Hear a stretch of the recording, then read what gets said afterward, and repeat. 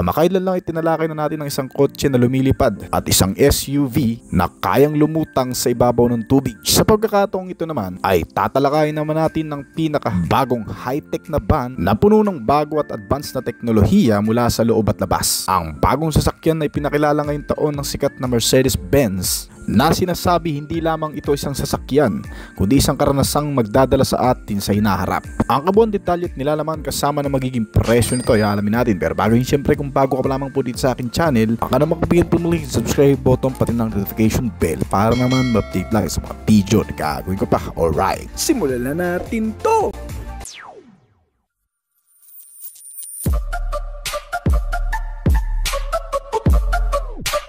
Unang ipinakita sa Shanghai Motor Show noong Abril 2025, itong bagong van na tinatawag na Vision V ay nakabase sa bagong van electric architecture o Van EA, isang plataformang disenyo para sa mga dekuryenteng van ng hinaharap. Sa unang sulya pa lamang, hindi may kakaila ang presensyang dala ng Mercedes-Benz Vision V na ito. Isang sasakyang dekuryente, ngunit may disenyo na napaka-futuristic at may kalakihan din ang sukat.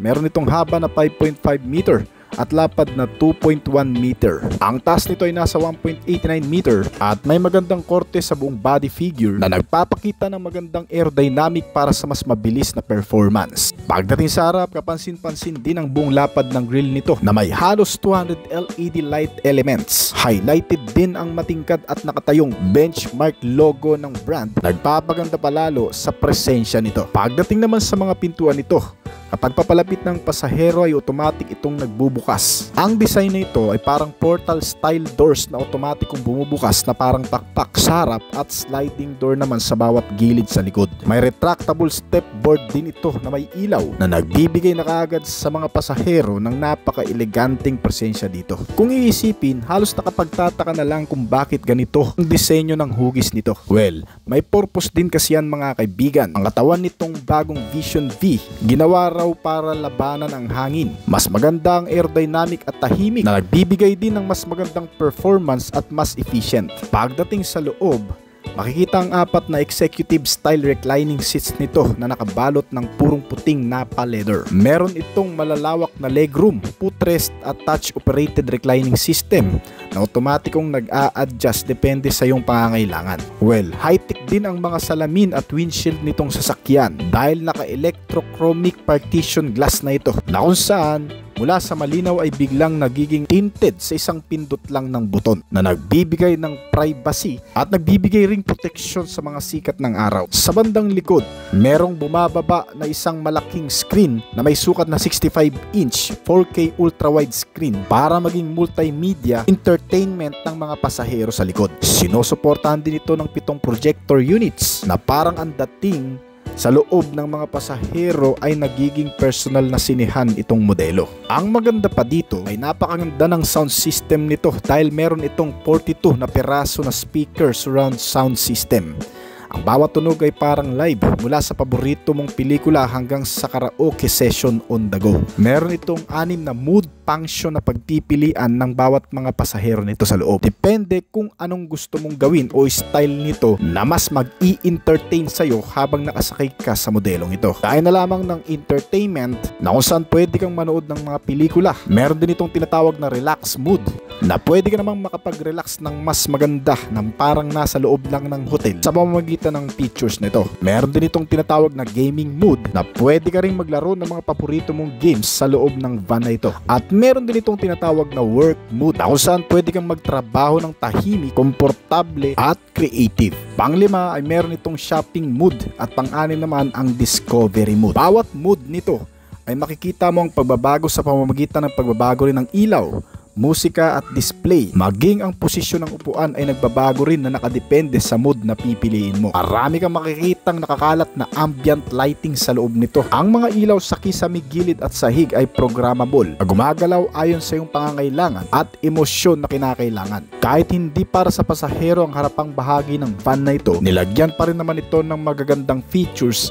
gaya ng super screen triple display dash, AI interface at real-time navigation. May isang digital cockpit na konektado sa lahat ng aspeto nitong sasakyan Narito na ang lahat ng control maging sa kung paano ito paganahin at patakbuhin. At speaking sa pagpapagana mga kaibigan, ang van na ito ay nilagyan ng features na tinatawag na semi-autonomous driving na kung saan may kasalukuyang level 2 autonomous features ito na may kasamang adaptive cruise control, lane keeping assist para sa mga safety features nito. Kaya rin daw nitong van mag-level up sa pagiging hands-free driving gamit ang mga makabagong features nito na kung saan pwede mo nang iwan o paandarin nang walang nagmamaneho. Mainam din ito lalo na kung pupunta ka sa lugar na walang masyadong mga gasoline station dahil rechargeable lang itong modelo. Kaya pa rin itong tumakbo sa napakalayong kilometro sa full charge na baterya nito na umaabot ng hanggang sa 500 plus kilometro na layo. Kayang umikot ng buong Maynila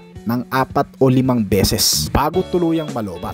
Itong electric van ng Mercedes ay madali ring ma-full charge sa pamamagitan ng 22 kW AC charging at mataas na kapasidad para sa fast DC charging ay kaya na nitong mag-full charge mula sa 45 minutes hanggang sa 1 hour na pagcha-charge. Hindi rin masyadong kumukuha ng electric consumption ang mga features nito sa interior, maging ang mga multimedia function nito dahil meron itong solar roof panels na kung saan nagbibigay ng karagdagang enerhiya para magkaroon ng sapat na pagkukunan ang elektrisidad itong bagong sasakyan. Tumutulong din ito upang makapag-regenerate o mag-recharge ang auxiliary system nito. Bukod pa dyan, ang beneficiary nito sa sasakyan ay mas nagiging eco-friendly at energy top-up habang nakapark sa araw. Ibig sabihin, kahit nakapark lang ito at hindi nakacharge, pag hindi mo ginagamit ay kusa na rin itong nag-iipon ng enerhiya, lalo na kapag nabibilad sa araw. Bukod pa dyan, ay ligtas na rin daw gamitin itong modelo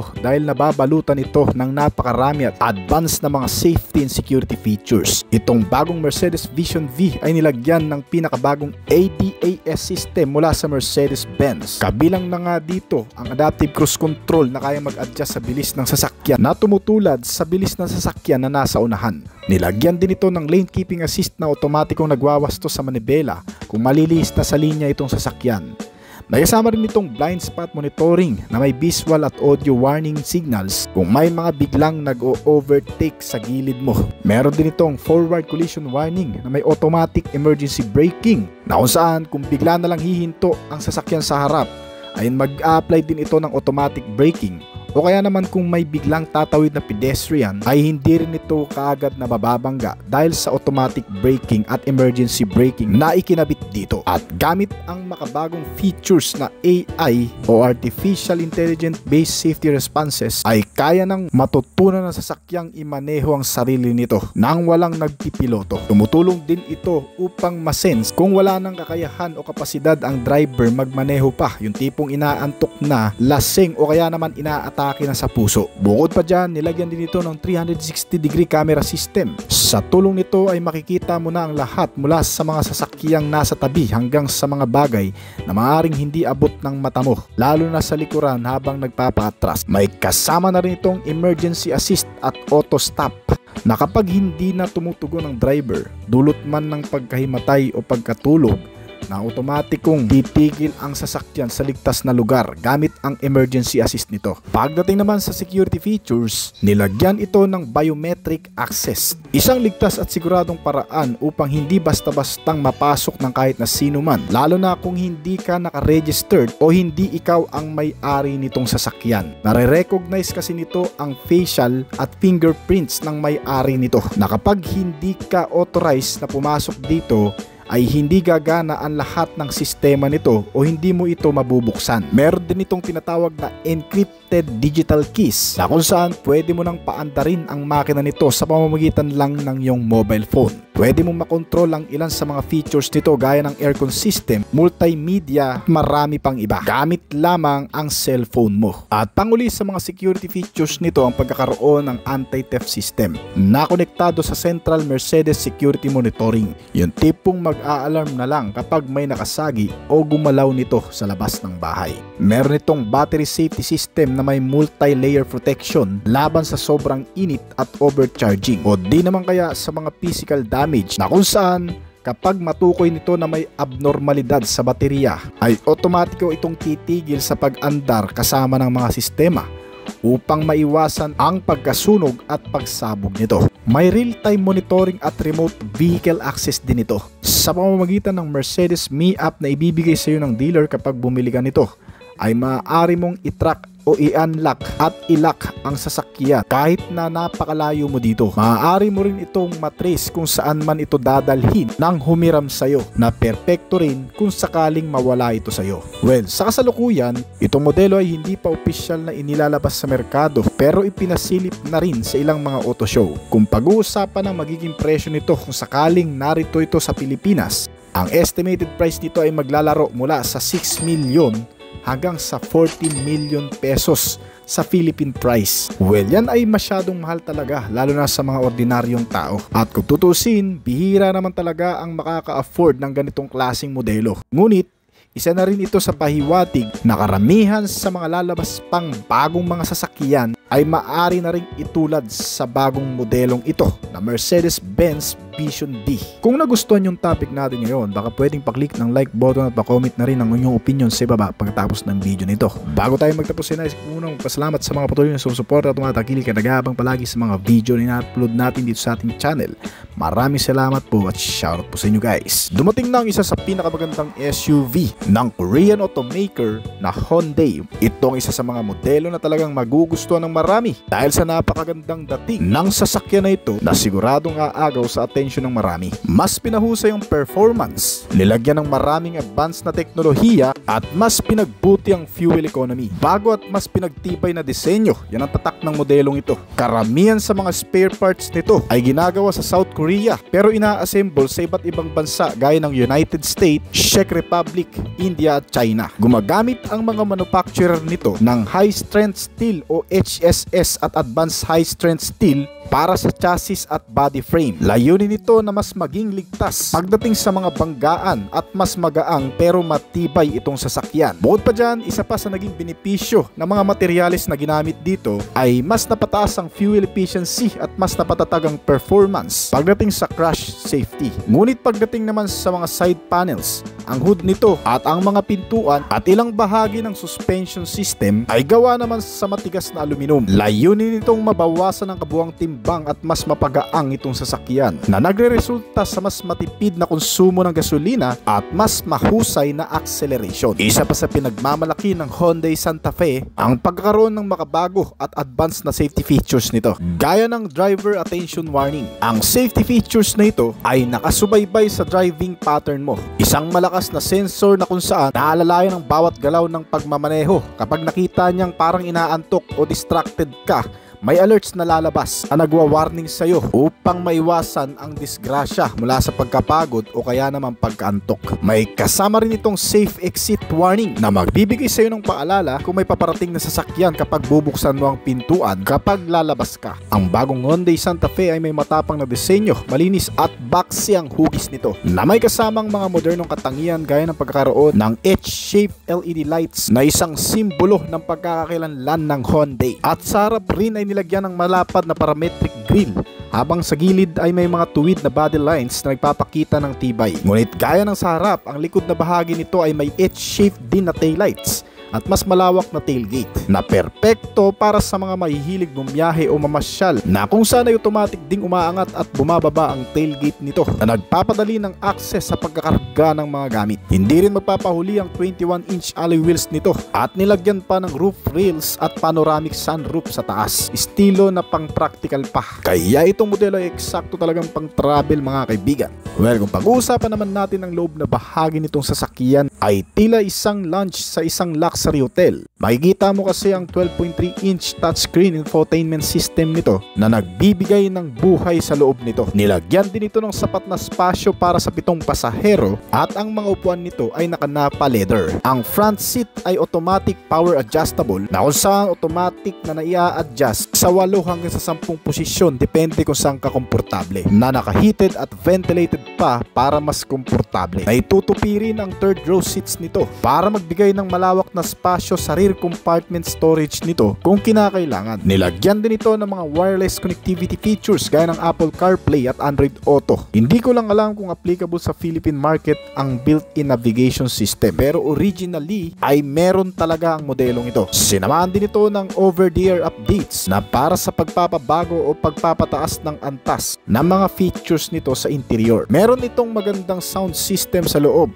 dala ng 12-speaker Bose premium audio system nito, at ang nagpapa-convenient palalo sa sasakyang ito ay ang pagkakaroon nito ng wireless charging pad with cooling fan. May 6 na USB port na nakalagay sa bawat row seats upang makapag-charge din ng kanya-kanyang gadget ang mga pasahero. May extra 12-volt power outlet din para sa iba pang mga appliances na pwede mong isaksak dito.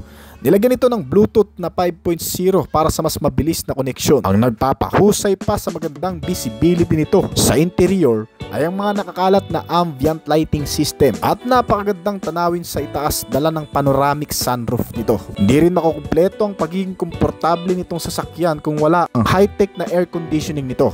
Meron kasi itong dual zone automatic climate control sa front at rear air vents para sa second at third row seats. Nasinamahan pa ng clean air filtration system na naglilinis ng hangin na pumapasok sa loob nito upang maiwasan ang mga virus o anumang mga bad odors. Inaalis nito ang masangsang o mabahong amoy sa loob at nililinis upang fresh na malanghap ang mga hangin. Meron din itong auto defogging system sa windshield, isang automatic features ng sasakyan na nag-aalis ng fog o hamog sa loob ng windshield para hindi lumabo ang paningin habang nagmamaneho kahit pa malamig o maulan ang kondisyon ng panahon. Ang Hyundai Santa Fe ay kayang kumarga ng hanggang sa 7 katao. Kaya ring mag-imbak ng mga gamit mula 628 liters sa rear compartment storage hanggang sa 1,949 liters kapag nakatiklop na ang second at third row seats nito. Meron itong hidden underfloor storage sa likod para sa mga importanteng gamit. May mga bottle holders sa lahat ng pintuan at center armrest na may malaking storage compartment din. Ang 12.3-inch din na LCD digital instrument panel gauge nito ay nagbibigay ng mas maraming impormasyon, notifikasyon at mga sign para matulungan ang driver sa mas maayos na pagmamaneho. Sinamahan din itong sasakyan ng maraming driving mode function gaya ng Eco, Sport, Smart Driving Mode at marami pang iba. Itong bagong Hyundai Santa Fe ay may 4 na variant na pagpipilian. 3 sa mga ito ay gumagamit ng natural engine na 2.5 liter inline 4-cylinder turbocharged at gumagawa ng 277 horsepower sa 5,800 RPM. Habang maximum torque naman nito ay umaabot sa 422 Nm sa kada 1,700 to 4,000 RPM. Samantalang ang nag-iisang variant nito na pinaka-top variant ay gumagamit naman ng hybrid engine system na may 1.6 liter inline 4-cylinder turbocharged plus electric motor. Ito ay may kakayahang gumawa ng maximum output na 232 horsepower at maximum torque na 367 Nm. Dalawang klaseng transmission din ang ginagamit nitong modelo. Isang 8-speed dual clutch transmission na para sa mga natural engine, habang ang hybrid system ay gumagamit ng 6-speed automatic transmission. Hindi lamang sa moderno at matibay itong sasakyan, mabilis ang takbuhan at matipid kumonsumo kung performance ang pag-uusapan. Na ayon na rin sa manufacturer, kaya nitong tumakbo mula sa bilis na 190 km/h hanggang sa 210 km/h. At ang fuel tank capacity nito na 67 liters ay malayo-layo na rin ang mararating dahil sa average fuel consumption rate nito na umaabot mula sa 16 km/l hanggang sa 20 km/l. Pagdating sa mga advanced na safety features, ang Hyundai Santa Fe ay hindi rin magpapahuli dahil nilagyan ito ng Forward Collision Avoidance Assist o FCA. May kasama rin itong Lane Keeping Assistant at Lane Following Assist. Meron din itong Blind Spot View Monitoring na kung saan ay nilagyan ng camera sa side mirror na nagpapakita ng blind spot sa digital instrument cluster nito. Nilagyan din ito ng Smart Cruise Control with Stop and Go na automatic ina-adjust nitong bilis ng sasakyan para mapanatili ang ligtas na distansya sa kotse sa harap. Mas komportableng highway driving at mas ligtas sa matagal na biyahe. Hindi rin nawala sa modelong ito ang surround view monitor na 360-degree camera na nagpapadali palalo sa pagpapark lalo na sa mga masisikip na parkingan o pagliko sa mga masisikip na lugar. Ilagyan din ito ng rear cross traffic alert with collision avoidance assist. Kapag umatras ka at may paparating sa likod, magbibigay ng warning ito at maaaring magpreno ng kusa ang kotse. Iwas disgrasya na rin at mababangga sa likuran. Nilagyan din ito ng rear occupant alert na nagpapaalala kung may naiwan sa likod ng upuan. Meron itong 8 airbag system na nakalagay sa front, driver side at passenger. Meron mga side airbags at curtain airbags na magbibigay proteksyon sa lahat ng mga pasahero nito sa loob. At panghuli, isa sa mga advanced na safety features nito ay ang pagkakaroon ng electronic stability control system at ng anti-lock braking system. Dagdag proteksyon at suporta sa brake o pagpepreno lalo na sa mga emergency braking. Pinipigilan nito ang pagka-slide ng sasakyan sa mga liko o madudulas na kalsada kung tayo ay biglang mapapahinto. At iniiwasan din ito ang pag-lock ng gulong sa mga biglang pagpipreno. Ginamitan din itong sasakyan ng magagandang klase ng suspension system na isa sa pinakamahalagang bahagi para mas maging komportable ang bawat biyahe, mapanatili ang handling at stability. Ang bagong Santa Fe ay nilagyan ng MacPherson strut with coil spring at stabilizer bar na karaniwang ginagamit na sa mga SUV, sedan upang mapahusay mag-absorb ng lubak o lubog sa daan. Kaya itong Hyundai Santa Fe ay pwede ring magamit kahit pa sa mga off-road condition. Nagbibigay ng magandang ride comfort, matatag na pagliko at mas kontroladong pagkilos sa pagmamaneuver ng driver. Kasama ang mga multi-link independent suspensions na may kasamang coil spring at stabilizer bar.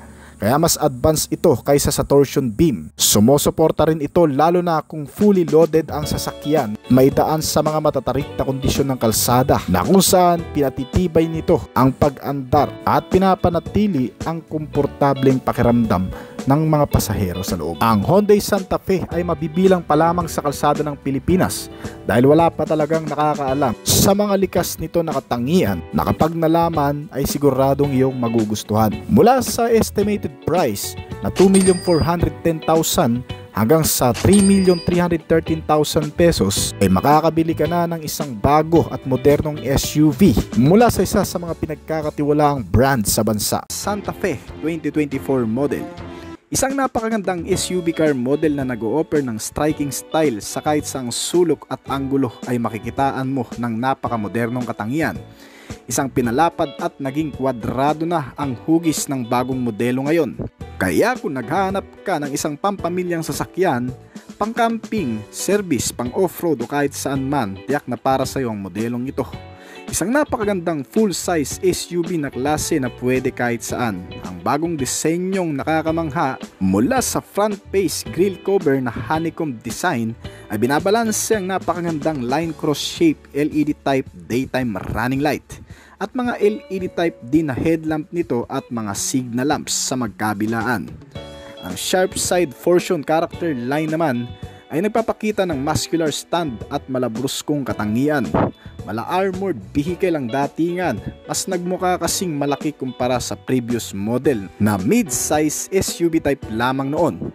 Ngayon ay full-size SUV na, pwede na ring pang off-road at pangkargahan. Ang modelong ito ay talagang magugustuhan ng kahit na sino at mailalaban sa ilang brand competitor kabilang ang Toyota Land Cruiser, Nissan Terra at Lincoln Navigator pagdating sa pormahan at physical attribution. Pero ano-ano pa nga ba ang mga bago sa modelong ito? Gaya ng mga bagong hugis ng ilaw nito mula sa harapan at sa likod. Mga naka-fully compact LED type na. Meron na rin itong built-in na rear spoiler at built-in roof rack for another cargo carrier. Kaya ang mahihilig mag-camping, pumunta sa mga gubat o mabubundok na lugar, tiyak na mas mapapakinabangan nyo ng maigi ang modelong ito. Ang sukat din ng gulong ay mas lumaki, may 21 inches, 265 by 55, naka-alloy wheel type at tubeless tires na kung sa mga malulubak mo gagamitin ay bagay lang din dahil sa tibay at maaasahan na rin. Ang modelong ito ay mas lumaki ang sukat sa rear portion, pati ang tailgate size ay mas lumapad. Automatic na rin itong nagbubukas kagaya ng sa dati. Kung sakaling masense nito ang key transmitter sa malapit ng hanggang sa 1 meter, ay automatic itong tataas. May malawak rin na luggage compartment space na may kabuang sukat na 725 liter capacity plus another 91 liters kapag naka-fold naman ang mga rear seats nito. Hindi mo na rin kailangan pang pindutin ang susi o remote key nito para mabuksan ang pintuan. Dahil kagaya ng tailgate nito, ito ay may sensor na rin na kung saan automatic ding nag-a-unlock kapag ang transmitter key nito ay na-sense na sa malapit. Ang bagong unique interior style din nito ay napakaganda at very functionality. Ramdam mo na kagad ang pagiging komportable kahit hindi mo pa nasasakyan. Napaka-accessible na kasi sa maraming bagay. Mga key switch function na makikita sa dashboard panel na makatutulong upang mas maging convenient palalo sa pang-araw-araw na pagsakay. Wala na tayong makikitang shifting lever na traditional way ng pagmamaniobra dahil karamihan dito ay talagang the key switch system na. Ang mga advantage nito ay mas mamamaximize ang storage space sa harapan at hindi na masyadong sagabal sa pagmamaneho. At ang dashboard nito ay may panoramic curved display na monitor na may size na 12.3 inches integrated dual screen display. May kasama na rin itong mas update features na connectivity na BlueLink. Parang Bluetooth lang din ito, pero ang nagagawa nito, hindi lamang din kasi sa features ng gadget ang maiko-connect mo dito. Using this BlueLink na tinatawag, ay makokontrol mo na rin ang buong bahagi ng sistema nitong sasakyan, na kung saan dito ay pwede mong i-on at i-off or i-lock at i-unlock ang mga pintuan nito gamit lamang ang cellphone.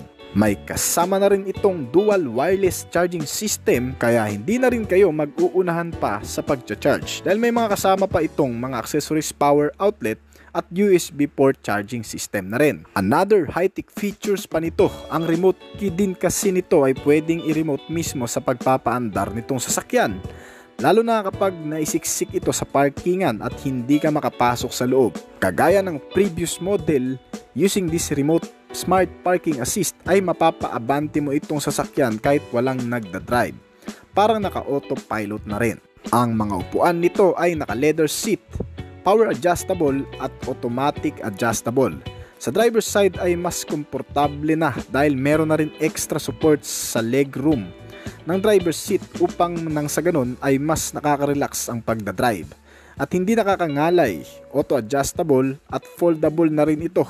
Ang mga upuan kaya sobrang high-tech talaga. Bukod pa dyan ang pagiging komportable nitong sasakyan ay mas pinalawak pa. Sinamahan na rin kasi ng dual zone climate control system. Ang driver at passenger ay automatically may adjust ang temperature depende sa kanya-kanyang preference at mas maiko-compromise ang bawat pangangailangan. Ang front and rear seats nito ay may napakagandang view din. Hindi lang din kasi sa bawat side kundi pati sa taas ng sky dahil sa pagkakaroon nito ng panoramic sunroof. Hindi na rin kailangan dito ng full blackout tinted window dahil meron na rin itong kasamang built-in sunshade window for privacy. May mga speaker na rin itong kasama kaya maging ang audio system nito ay napaka-premium na rin. Ang instrument cluster ay may napakaganda ring display kasama ng infotainment system sa 12.3 inches.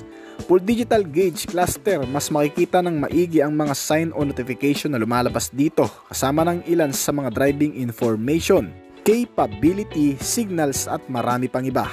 Isang karagdagang convenient ay ang auto splash na wiper blade o biglaang paggalaw nito kapag may mga drops ng water sa windshield nito na hindi mo pinapagana sa pamamagitan ng switch nito. At ang ilan pa sa maganda rito mga kaibigan, sa pagkakaroon ng mga modernong katangian kagaya na lamang ng 360 camera view na high definition kasi mas malawak ang nasasakop na view nito sa buong kapaligiran sa labas. Isa pa, detached screen din ito kaya hindi ka mahihirapan sa kung anong object ang nais mong pukusan ng camera. Mas madaling i-park dahil sa pagkakaroon din ng rear camera at rear parking sensor. At ang buong full body arrangement din nitong Hyundai Santa Fe 2024 model kasama ng mga side panels at reinforcement ay talagang matitibay at flexible. Mas magaan at matatag kahit sa anumang collision o pagsubok na pagdadaanan. Na kung saan kung magkakaroon man ng anumang banggaan o kolisyon ay mas mapoprotektahan ang mga occupants o pasahero nito dahil inaabsorb nito ang matindi at malakas na klase ng pagkabangga na kung saan ang nasa loob ay hindi mapupuruhan. Sinamahan na rin ng matitibay at hindi basta-bastang bibigay na chassis and suspensions nito.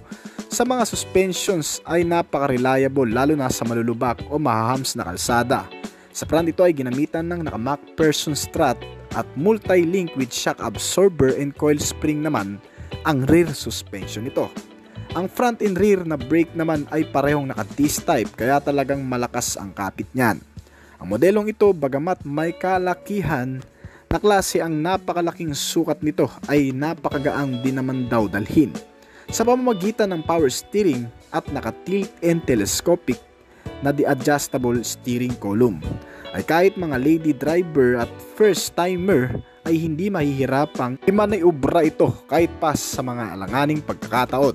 Abutan ka man ng malakas na ulan sa kalsada at maidaan mo ito sa sira-sirang kalsada, sinisiguro ng kumpanya ang pagiging compact safety nitong modelo na kung saan na ibabagay sa anumang klase ng klima o mga lugar na dadaanan. Itong Hyundai Santa Fe 2024 model ay may dalawang klaseng powertrain. Sa magkakaibang variant ang inilabas. Pinapagana ng 2.5 liter diesel engine, may 4-cylinder 16-valve dual overhead camshaft ang isang modelo nito, na may 8-speed ang turbo petrol engine, dual clutch at kaya mag-produce ng maximum output na 277 horsepower at 422 Nm of torque. Kayang tumakbo ng 0 to 100 km/h sa loob ng 11.5 seconds lamang at average top speed na 198 km/h naman ang pinakamabilis na nagagawa nitong takbo. At para naman sa hybrid engine, ito ay pinapagana ng 2 electrified turbocharged engine na may 1.6 liter turbocharged hybrid o tinatawag na Gamma 3 1.6T GDI HEV. Naka-automatic transmission din at may variable gearbox na 6-speed na kaya mag-produce ng maximum output na 180 horsepower at 265 Nm of torque. Sa kabuang bilis, ito ay kayang tumakbo mula sa 0 hanggang 100 km/h sa loob lamang ng 9.5 seconds. Ang pinaka-top speed na nagagawa naman nito ay umabot sa 190 km/h. Kaya depende sa iyo kung anong pipiliin mo sa dalawang klase ng makina nito. Ang pagkakaiba nga lang ng dalawa ay mas nakatitipid talaga ang hybrid version nito, bagamat napakahina ng arangkada at mas mabilis pa ang naka-petrol engine, ay mas matipid naman kumonsumo ng gasolina ang mga naka-hybrid na makina. Itong Hyundai Santa Fe, pagdating naman sa fuel supply system, ito ay naka-CRDI na rin. Kaya may katipiran din sa fuel consumption at hindi pa ganun kausok. Naka Euro 4 compliance na rin kasi ito, kaya eco-friendly. Ang 75 fuel tank capacity nito ay kayang ubusin ng hanggang sa 1,250 na layo ng tinakbo o katumbas ng 16 km per liter. Itong Hyundai Santa Fe ay pinalilibutan din ng mahalagang advanced safety features, kagaya na lamang ng Hyundai Smart Sense Safety Technology, na kung saan ay nakapaloob dito ang mga bagong safety sense kagaya na lamang ng forward collision avoidant assistance na nagwa-warning sa driver kung may possible na kolisyon o bangga na magaganap, biglang hihinto o mag-auto brake sa oras ng biglang may tatawid sa pedestrian at mga sumisingit na mga motorsiklo. Pag hindi mo kagad nagamit ang brake nito, ang emergency brake ang otomatikong mag-a-activate para sa biglang pagpipreno nito. May kasama na rin itong lane departure warning system para sa kalaman ng marami. Itong sistema ay gumagana lamang kapag ang sasakyan ay nawawala na sa linya. Yung mga putol-putol na guhit na makikita sa kalsada, kapag papalit-palit ng linya ay otomatikong gagana naman itong lane departure warning upang papaalahanan tayo na manatili sa loob ng linya ng kalsada. Sinamahan rin yan ng lane following assist. At bukod pa dyan ay mayroon na rin itong adaptive cruise control system. Isang sistemang nagsasaayos naman ng takbo na nakadepende sa mga sasakyan na nasa unahan mo. Kapag mabilis ang takbo ng sasakyan na nasa harapan mo ay otomatiko rin itong bibilis. Ngunit kung itong nasa harap mo ay bigla namang babagal o hihinto, ay otomatiko rin itong hihinto para hindi mo mabangga ang nasa harapan. Nakadepende kasi yan sa lakas ng sensor o radar ng mga kasabayan mo ang nagagawa nito. May highway driving assistant na rin ito para lamang sa maluluwang na kalsada o highway at makatutulong na panatilihing nakasentro ang sasakyan sa lane nito habang pinapanatili ang ligtas na distansya mula sa mga sasakyan na nasa paligid at nasa unahan. Kapag ang mark lane ay malinaw na makikita sa kalsada ay mas masisense nitong sistema na highway driving assistant. Sa mga sistemang ito ay makakapagpalit-palit ka ng linya o makakalipat-lipat ka ng pwesto na may confident na hindi ka mababangga. Bukod pa dyan ay may kasama na rin itong blind spot collision avoidance na kung saan ay otomatikong magbe-brake din ang sasakyan once na may masense na mababangga o biglang masasagi, na sinusuporta naman ng blind view monitor. Meron din itong parking collision avoidance assistant reverse na kung saan mas mapapakinabangan mo naman habang ikaw ay nagpapaatras ng sasakyan upang maiwasan ang anumang banggaan sa likuran nito o maatrasan na kahit anong object sa likuran. Gumagana ang braking system kapag ito ay may nasense na mababangga sa likuran. At syempre sinamahan din yan ng rear cross traffic alert na halos katulad lamang din ng parking collision avoidance assistant reverse, na kung sakali namang may biglang darating na sasakyan sa likuran habang ikaw ay nagpapaatras, automatic din itong hihinto para sa ganun ay hindi magkabanggaan.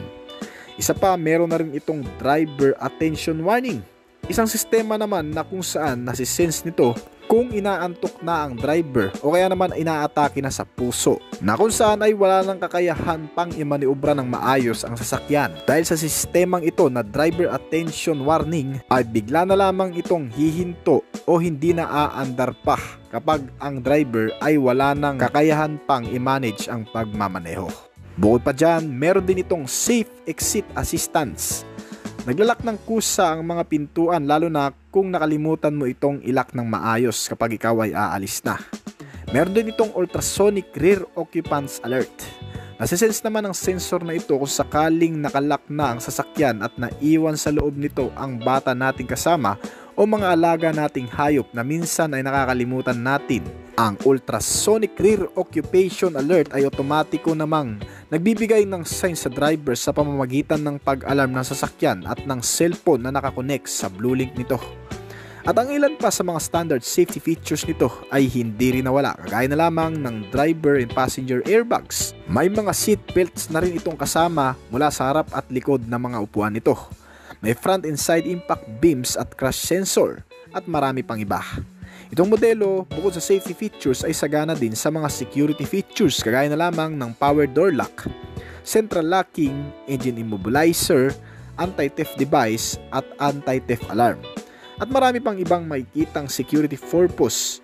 Sa pamamagitan nito ay hindi rin basta-bastang makakarnap o magagalaw itong sasakyan ng kahit na sino man. Ang lahat ng mga bagay na magpapakonvenience sa iyo ay narito na rin sa interior nito. Magagandang klase ng audio sound system with infotainment, communication, connectivity, may mga bottle and cup holder at mga bulsa o console na rin itong kasama.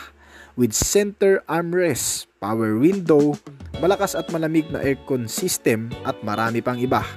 Ang mga ilaw nito ay fully compact na LED type na mula sa harap at likod. Mukhang complete setup na rin ito ng accessories. Kung top variant ang pipiliin mo, siguradong wala ka nang hahanapin pa.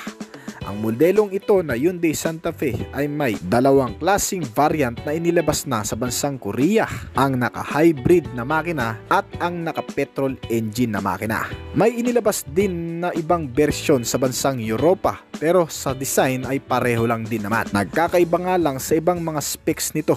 Pero ang ibang mga katangian at nilalaman ay parehong-pareho lang din. Sa kasalukuyan, ang estimated price lamang nito ay umabot sa 2,420,000 pesos para sa low variant yan. Malamang sa malamang ay mas mataas dito ang pinaka-top variant nito. Inilalabas pa lamang itong Hyundai Santa Fe sa bansang Europa, sa Amerika at sa Korea. Ang nandito na available sa Pilipinas ay ang previous model nito na tinalakay na natin kamakailan lang. Itong bagong modelo na pagdating sa buong disenyo ay talagang nabago ay wala pa, hindi pa dumarating sa bansa. Pero usap-usapan na rin ang pagdating niyan dito, posible sa susunod na taon. So hanggang dito na lamang po siguro ang ating video, pero bago po tayo magtapos ay nais ko po muna magpasalamat sa mga patuloy na sumusuporta, tumatangkilik at nag-aabang palagi sa mga video na ina-upload natin dito sa ating channel. Maraming salamat po at shoutout po sa inyo guys. Ngayon kung bago ka pa lamang po dito sa ating channel, baka naman kaibigan pwede umalig yung subscribe button pati na notification bell para naman ma-update kita palagi sa mga video na gagawin ko pa. At syempre hintayin ko rin ang opinion at comment mo sa ibaba. Kung may mga katanungan ka tungkol sa video na ito, huwag kang mayang mag-comment kaibigan upang nasa ganun masagutan ko rin ang mga nais mo pang malaman at makakuha rin ako ng idea mula sa iyo na magamit ko sa aking mga susunod pang video na gagawin. This is Obis Collection. Thank you!